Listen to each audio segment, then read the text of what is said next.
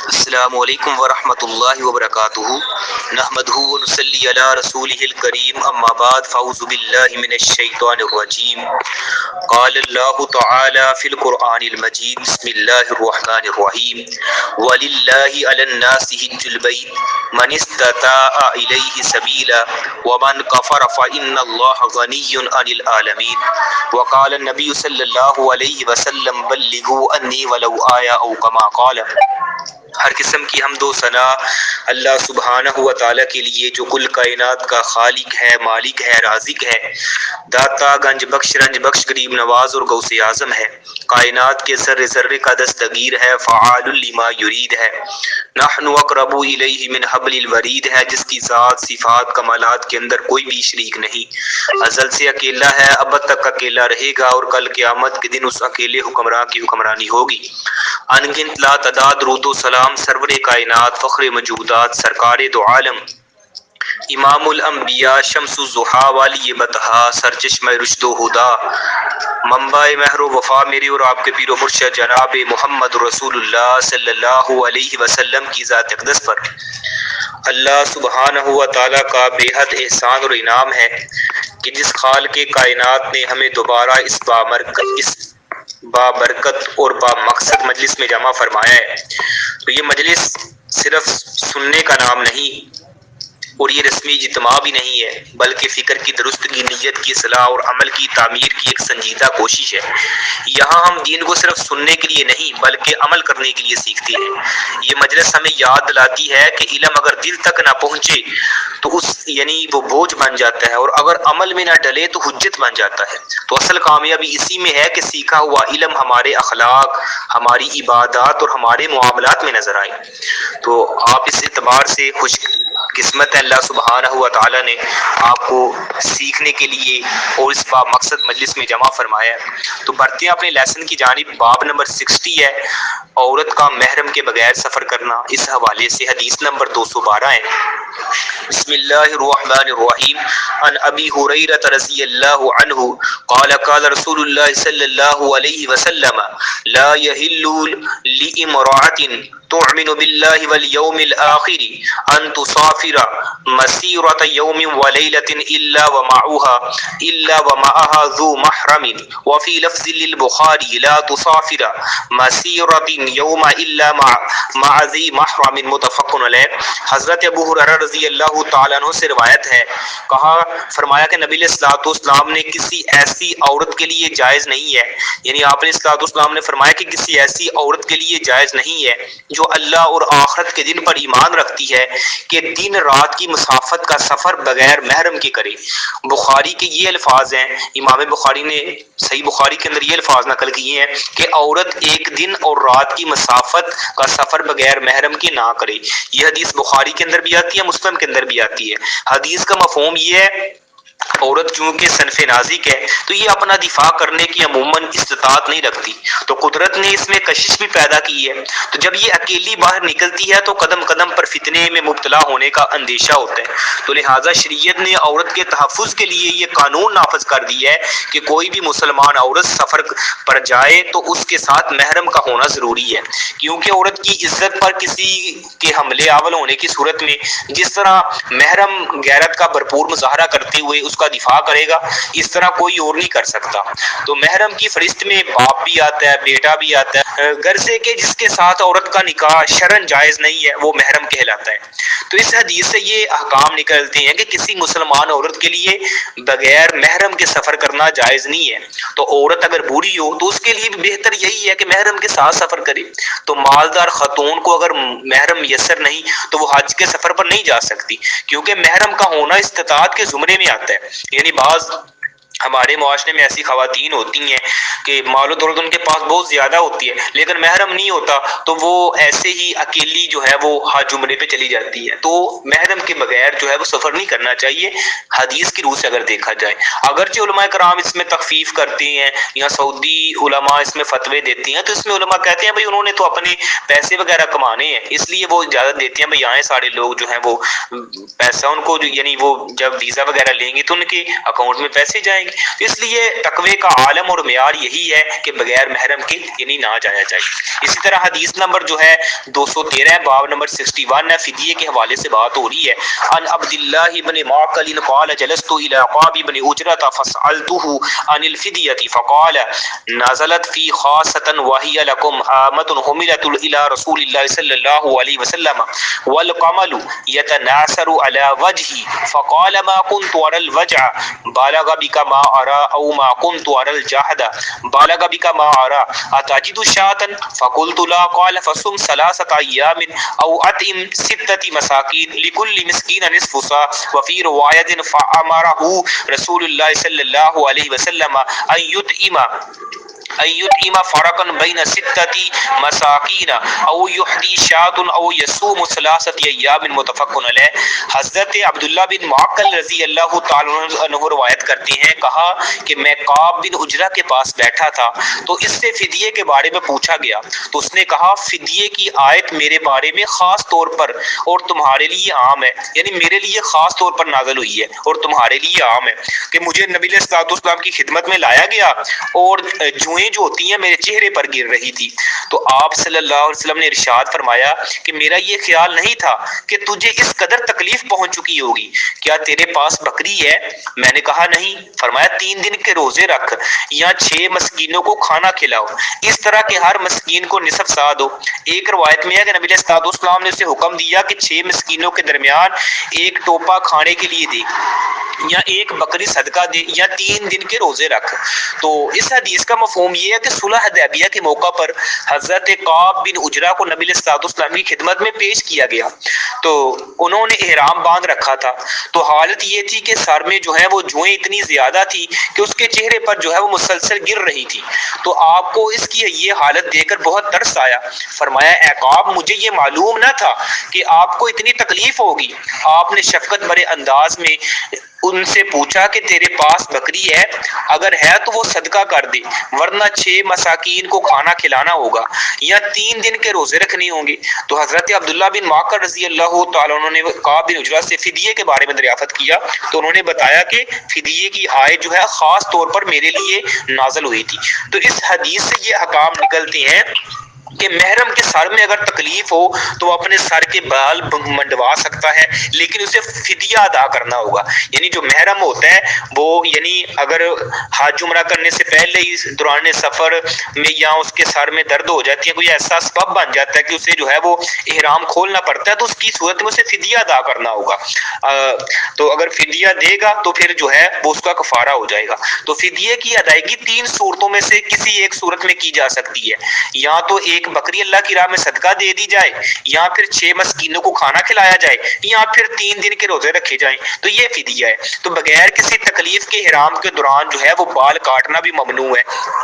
اسی طرح مسکین کو کھانا کھلانے کی مقدار جو ہے وہ نصف سا مقرر کی گئی ہے، تو نصف سا کا تعین حدیث میں کیا گیا ہے، جو کہ حدیث جو ہے وہ قرآن حکیم کی تفسیر ہے، لہٰذا اس تعین کو موت پر سمجھا جائے گا۔ تو قرآن حکیم میں فدیے کے متعلق یہ حکم ہے فمن کان منکم مریضا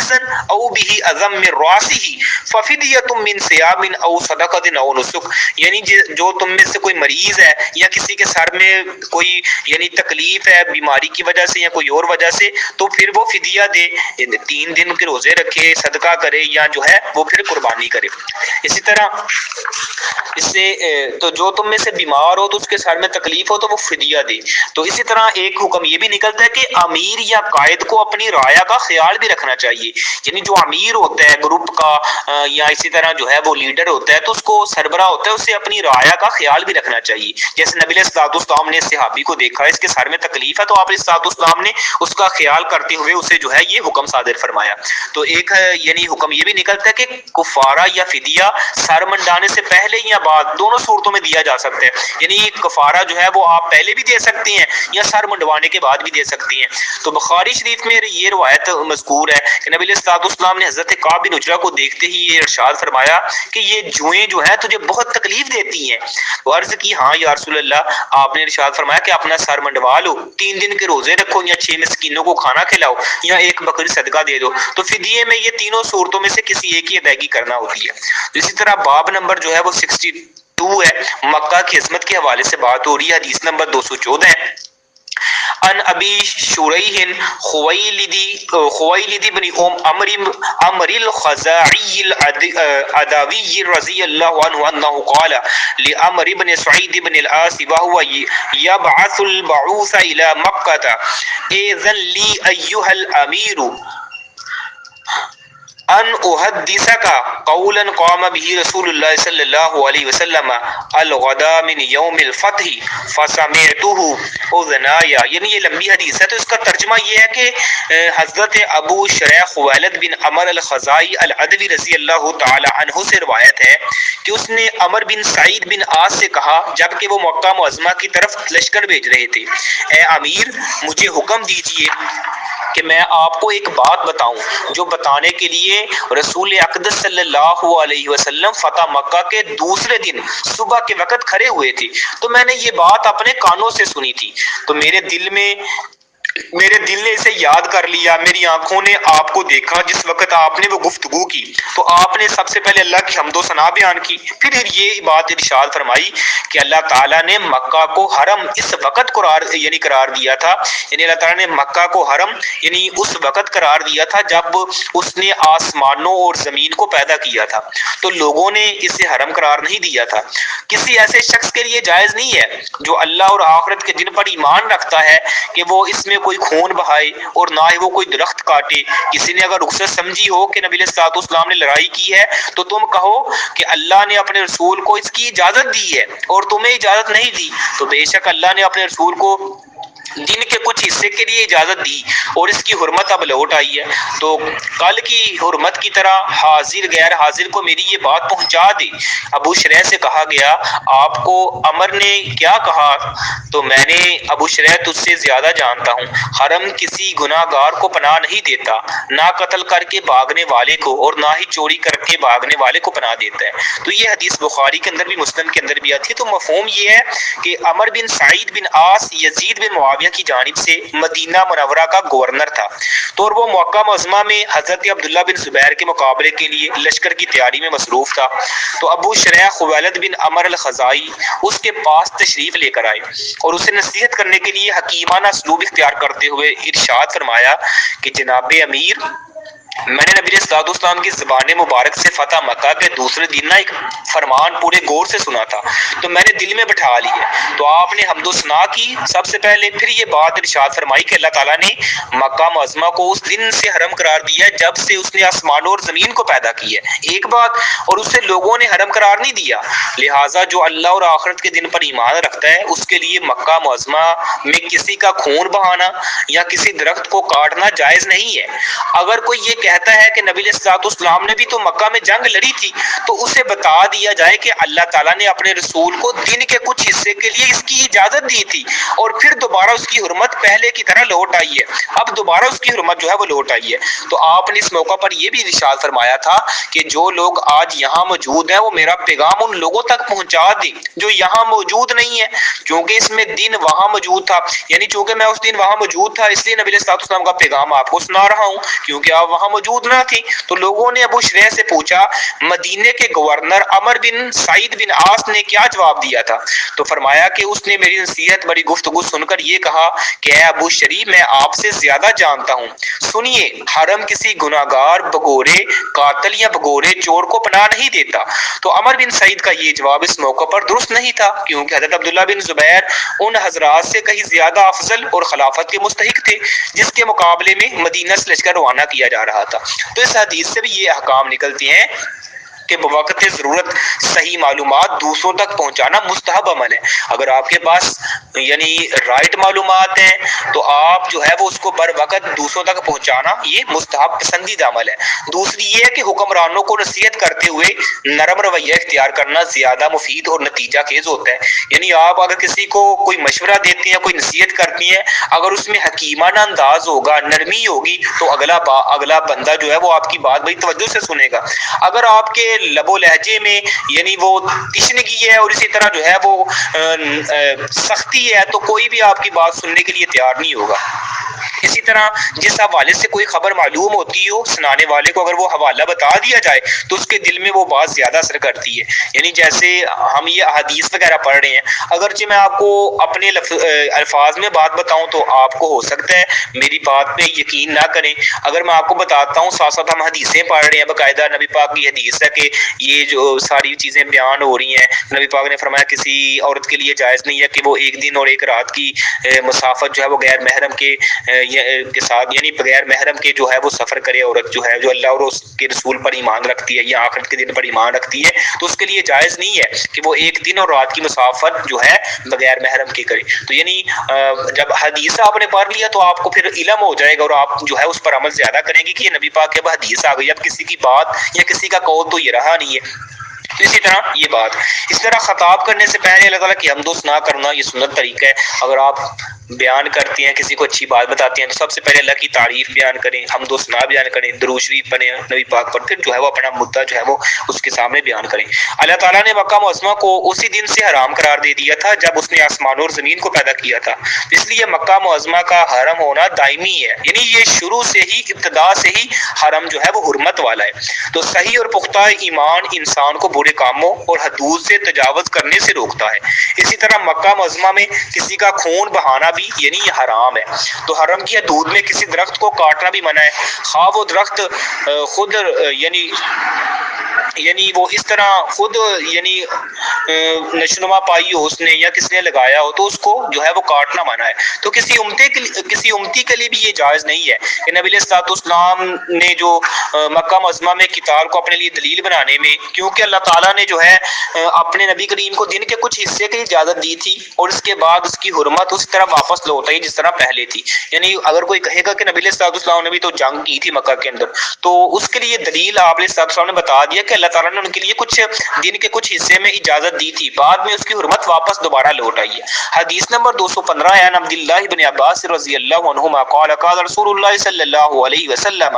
یوم فتح مکہ لا ہجرت بعد الفتح ولكن جہاد ونیت وإذا استنفرتم فانفروا وقال یوم فتح مکہ ان هذا البلد حرمه الله يوم خلق السماوات والارض فهو حرام بحرمت الله الى يوم القيامه وانه لم يحل القتال فيه لاحد قبلي ولم يحل لي الا ساعه من نهار وهي ساعتي هذه فهو حرام بحرمت الله الى يوم القيامه لا يعزد شوكه ولا ينفر صيده ولا يلتقط لقطته الا من عرفها ولا يختل خلاه قال لا باس يا رسول الله الا الازخر فانه لقينهم وبيوتهم فقال الا الاذخر القين الحداد. حضرت عبداللہ بن عباس سے روایت ہے نبی علیہ الصلوۃ والسلام نے فتح مکہ کے دن یہ بات فرمائی کہ فتح مکہ کے بعد یہاں سے ہجرت نہیں ہے، یعنی فتح مکہ کے بعد یہاں سے ہجرت نہیں ہے، لیکن جہاد اور نیت بدستور قائم ہے، اور جب تم سے کوچ کرنے کا مطالبہ کیا جائے تو تم کوچ کرو. فتح مکہ کے دن آپ نے یہ بات ارشاد فرمائی کہ اس شہر کو اللہ تعالیٰ نے حرم قرار دی ہے. جس دن اس نے آسمانوں اور زمین کو پیدا کیا، وہ اللہ کے حرم قرار دینے کی وجہ سے قیامت کے دن تک حرم ہے. اس کی جاریاں نہیں کاٹی جائیں گی، اس کے شکار کو بگایا نہیں جائے گا، اس کی گری ہوئی چیز کو وہی اٹھا سکتا ہے جو اس کا اعلان کرے، اور نہ ہی اس کی گھاس کاٹی جائے گی. حضرت عباس نے کہا یا رسول اللہ مگر اذخر گھاس یہ لوہار کے لیے اور گھروں میں استعمال کے لیے ہوتا ہے، تو براہ کرم اس کی اجازت دے دیجیے. آپ نے فرمایا ہاں خوشبودار گھاس کاٹنے کی اجازت ہے. یہ حدیث بخاری کے اندر بھی آتی ہے، مسلم کے اندر بھی آتی ہے. تو اس حدیث کا مفہوم یہ ہے نبی علیہ الصلوۃ والسلام کو مکہ معظمہ میں رسول بنا کر بھیجا گیا تو آپ نے مکہ کے باشندوں کو اللہ تعالیٰ کی طرف دعوت دی، لیکن کم لوگوں نے اس دعوت کو ایکسیپٹ کیا، تسلیم کیا، بلکہ انہوں نے نبی علیہ الصلوۃ والسلام پر اور آپ پر ایمان لانے والوں کو طرح طرح کی تکلیفیں جو ہیں وہ دی، جس کی وجہ سے پہلے حبشہ اور پھر مدینہ منورہ کی طرف ہجرت کر جانے کا حکم نازل ہوا. تو نبی علیہ الصلوۃ والسلام نے اپنے صحابہ سمیت مدینہ منورہ ہجرت کر گئے، لیکن جب فاتح کی حیثیت سے مکہ معظمہ میں دوبارہ داخل ہوئے یعنی 8 ہجری کو، اور یہ شہر اسلامی ریاست کا حصہ بن گیا، تو پھر یہاں سے ہجرت کرنے کا حکم ختم ہو گیا، لیکن جہاد اور خالص نیت سے اعمال صالح کا حکم تو باقی رہا. تو جہاد کے حوالے سے نبی علیہ الصلوۃ والسلام نے ارشاد فرمایا جب کبھی وقت آنے پر جہاد کے لیے کوچ کرنے کا حکم دیا دیا جائے تو اس پر جلد عمل پیرا ہونا چاہیے، تو اس حکم کی تعمیل کرنے میں تاخیر نہیں کرنی چاہیے۔ تو فتح مکہ کے تاریخی موقع پر نبی علیہ الصلوۃ والسلام نے یہ ارشاد فرمایا تھا کہ اللہ تعالیٰ نے مکہ معظمہ کو اسی دن ہی حرم قرار دے دیا تھا جب اس نے آسمان و زمین کو پیدا کیا تھا، اور مکہ کی یہ حرمت قیامت تک برقرار رہے گی۔ تو لہٰذا کسی مومن کے لیے یہ بات جائز نہیں ہے کہ وہ حرم کا کوئی درخت کاٹے، کسی شکار کو بگائے، عام گھاس کاٹے۔ البتہ اسخر نامی خوشبودار گھاس جو ہوتی ہے اس کو کاٹنے کی اجازت دی گئی، کیونکہ اسے گھروں کی چھتیں بنانے کے لیے استعمال کیا جاتا تھا اور لوہار سے اسے جو ہے وہ اپنی بٹی میں استعمال کرتے تھے۔ تو یعنی آپ نے صلی اللہ علیہ وسلم نے فرمایا کہ کوئی درخت نہیں کاٹا جائے گا، یہاں سے جو شکار ہے اس کو بگایا نہیں جائے گا، تو یہ ساری چیزیں۔ تو اس حدیث سے یہ احکام نکلتے ہیں کہ فتح مکہ کے بعد مکہ معظمہ سے ہجرت کرنا ممنوع قرار دے دیا گیا ہے۔ تو اسی طرح عامۃ المسلمین کے لیے ہجرت کا حکم بدستور موجود ہے، تو اگر کسی ملک میں دین پر جو ہے وہ عمل کرنے میں دشواری پیش آتی ہو تو وہاں سے ہجرت اختیار کر لینی چاہیے۔ تو جہاد جو ہے وہ قیامت تک جو ہے وہ جاری رہے گا۔ اسی طرح کسی ظالم کو ظلم سے، یعنی کسی ظالم کا ظلم جو ہے وہ روک نہیں سکے گا، یعنی یہ تو قیامت تک جاری رہے گا۔ تو جب امیر مسلمانوں کو جہاد پر جانے کے لیے حکم دے تو اس کے حکم کی تعمیل کرتے ہوئے جلد جہاد پر روانہ ہونا چاہیے۔ تو مکہ معظمہ میں لڑائی جھگڑا کرنا یہ حرام ہے اور یہ حکم قیامت تک کے لیے ہے۔ اسی طرح نبی کریم کے لیے صرف ایک دن تھوڑے عرصے کے لیے مکہ میں لڑائی کی اجازت دی گئی، پھر ہمیشہ کے لیے منع کر دیا گیا۔ تو حرم میں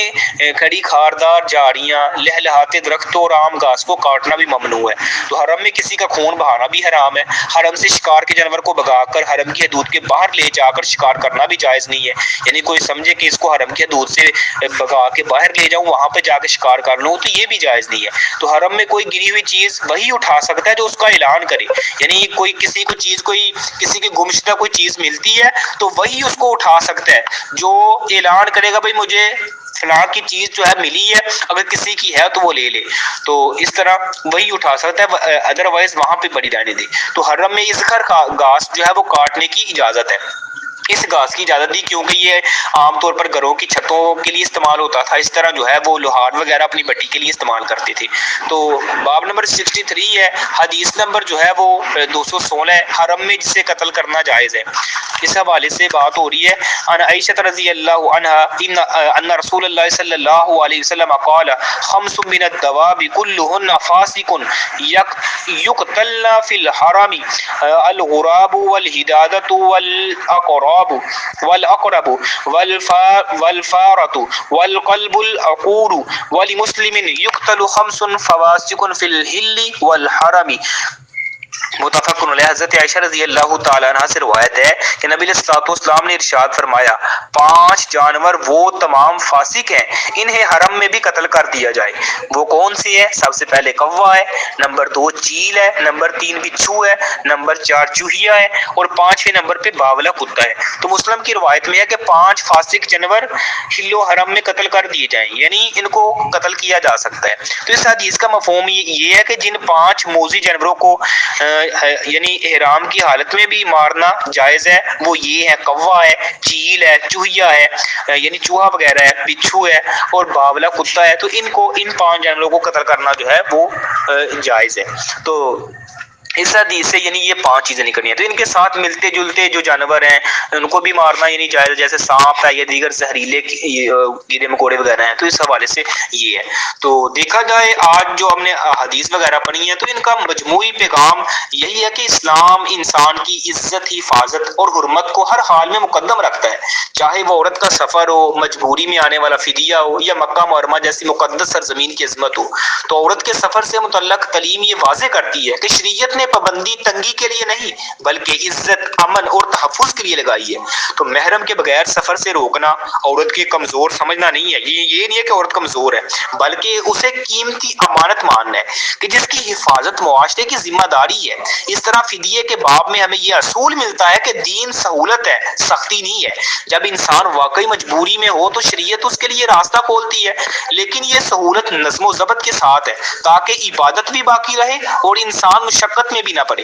اور پھر مکہ معظمہ کی عظمت یہ ہمیں یاد دلاتی ہے کہ کچھ مقامات، کچھ اوقات، کچھ احکام ایسے ہیں جہاں امن، حرمت اور احترام مطلق ہوتے ہیں، تو وہاں نہ خون بہایا جا سکتا ہے، نہ ظلم کیا جا سکتا ہے، نہ فساد کی اجازت ہے۔ تو یہ پیغام دراصل پوری انسانیت کے لیے ہے کہ اللہ کے ہاں سب سے محبوب وہ جگہ ہے جہاں سب سے زیادہ امن ہے۔ تو یہ تمام احادیث ہمیں ایک ہی سبق دیتی ہیں کہ دین بے قاعدگی کا نام ہے، اور اسی طرح یعنی نہ من مانی کا ہے، یعنی ایک باقاعدہ ایک ڈسپلن ہے، من مانی زندگی نہیں ہے بلکہ حکمت، عدل، رحمت اور حدود کے ساتھ زندگی گزارنے کا نام ہے۔ تو آئیں ہم شریعت کی پابندی کو بوجھ نہیں اللہ کی رحمت سمجھیں اور اپنے فیصلوں میں خواہش سے زیادہ حکم الہی کو مقدم رکھیں۔ اللہ تعالی ہمیں دین کو سمجھ کر اپنانے اور اس کی حکمتوں پر جو ہے وہ راضی ہونے کی توفیق عطا فرمائے۔ ھذا من عندی واللہ اعلم بالصواب۔